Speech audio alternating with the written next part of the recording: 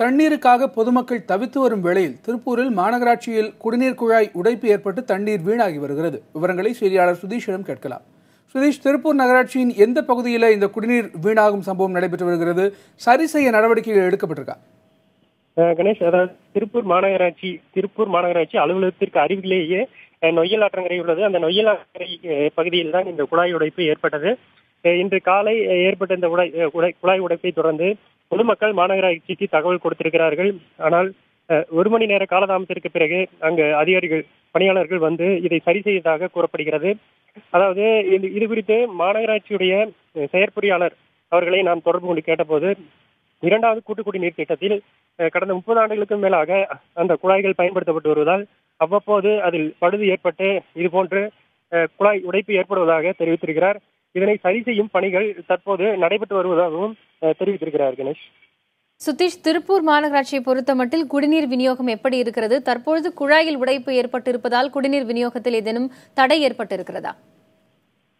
காயத்ரி, அதாவது திருப்பூர் மாவட்டத்தை பொறுத்தளவுக்கு இங்கு இந்த பகுதியிலேயே குடிநீர் பயன்படுத்தும் ஏரிகள், அதாவது அணைகள் எதுவும் கிடையாது.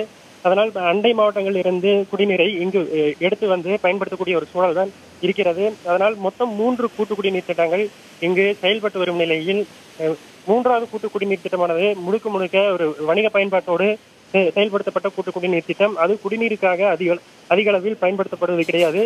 இதனால் இந்த 2 கூட்டு குடிநீர் திட்டங்கள் மட்டுமே அதிக அளவில் பயன்படுத்தக்கூடிய, அதாவது 1, 2 கூட்டு குடிநீர் திட்டங்கள் மட்டுமே தற்போது குடிநீருக்காக பயன்பாட்டில் உள்ள ஒரு கூட்டு குடிநீர் திட்டமாக இருக்கிறது.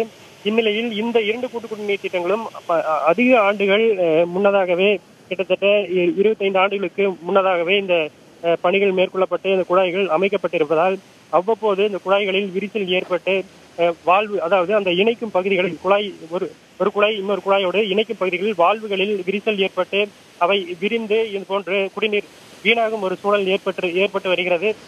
இதனை சரி செய்வதற்காக தொடர்ந்து இங்குள்ள பொதுமக்களும் தன்னார்வ அமைப்புகளும் தொடர்ந்து கோரிக்கை வைத்துதான் வருகின்றனர்.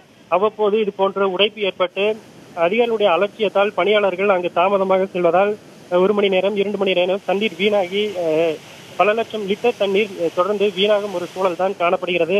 இதனை அலட்சியப்படுத்தாமல் அதிகாரிகள் உடனடியாக இதுபோன்ற அந்த பழைய குழாய்களை சரி செய்து குழாய் விரிசல் ஏற்படுவதற்கு முன்னரே எந்தெந்த பகுதிகளில் இது போன்ற பணிகள் மேற்கொள்ளப்பட வேண்டும் என்று ஆய்வு செய்து இந்த பணிகளை முடிக்க வேண்டும் என்ற ஒரு கோரிக்கை வைக்கப்பட்டிருக்கிறது. தற்போது இந்த செயற்பொறியாளர் அவர்களை, மாநகராட்சியுடைய செயற்பொறியாளர் அவர்களை நாம் அழைத்து கேட்டபோது சுமார் 3.5 கிலோமீட்டர் அளவிற்கு இந்த பணிகள் தற்போது மேற்கொள்ளப்பட்டு வருவதாகவும், விரைவில் அது சரி செய்யப்பட்டு இது போன்ற விரிசல் ஏற்பட்டு குழாய் உடைப்பு ஏற்பட்டு தண்ணீர் வீணாகும் செயல்பாடுகள் தவிர்க்கப்படும் எனவும் தெரிவித்திருக்கிறார். காயத்ரி.